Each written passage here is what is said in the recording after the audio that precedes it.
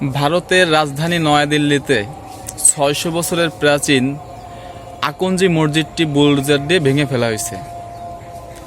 কিন্তু এই বিষয়টা নিয়ে আমাদের বাংলাদেশের সুশীল সমাজ, যারা আমাদের দেশে নাকি সনাতন ধর্মের যারা আছে তাদের উপরে অত্যাচার হচ্ছে বা তাদের মন্দির ভেঙে ফেলা হচ্ছে, এটা নিয়ে এই গুজবটা ছড়িয়ে একটা বিভ্রান্ত তৈরি করছিল। আজকে তারা কোথায়? যে ভারতে যে মসজিদ ভেঙে ফেলা হইতেছে, মুসলমানদের উপর নির্যাতন চলতেছে বা চলে, এটা নিয়ে তো কেউ কথা বলে না। কিন্তু বিশ্বাস করেন, আমি আমার দেশে দেখেছি বা দেখতেছি, এখনও দেখি যে আমাদের দেশের যে মাদ্রাসা পড়া যে ছাত্ররা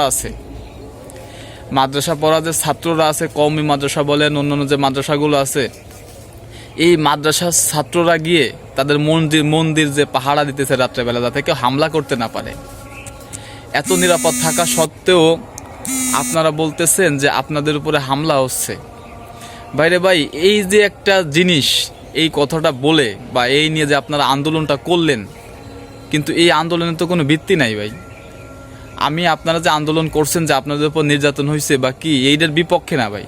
আপনারা নির্যাতিত হইলে তো অবশ্যই আপনারা আন্দোলন করতে পারবেন, কিন্তু আপনারা একবার চিন্তা করে দেখেন যে বাংলাদেশে থেকে একজন সনাতন ধর্মের হয়ে যে আপনি কতটা ভালো আছেন।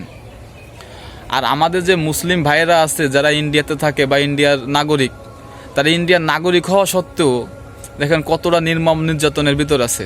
যে ভারতের রাজধানীতে ৬০০ বছরের প্রাচীন একটা আকঞ্জি মসজিদ নামে একটা মসজিদ, সেই মসজিদটা ভেঙে ফেলা হয়েছে। এইটা নিয়ে তো কেউ কথা বলে না। কিন্তু আপনাদেরকে আমরা নিরাপত্তা দেওয়ার জন্য, আমাদের দেশের মানুষ নিরাপত্তা দেওয়ার জন্য তারা নিজেরা রাত্রেবেলা গিয়ে মসজিদ মানে যারা মসজিদের লোক আছে, যারা ইমাম সাহেব আছে, তারপর আপনার যারা মাদ্রাসার ছাত্র আছে, এরা গিয়ে আপনাদের মন্দির পাহারা দিতেছে। তারপরও আপনারা বলতেছেন যে আপনারা নিরাপদ না, আপনাদের উপর হামলা হইতেছে, আপনাদের মন্দির ভেঙে ফেলা হচ্ছে। কেন ভাই?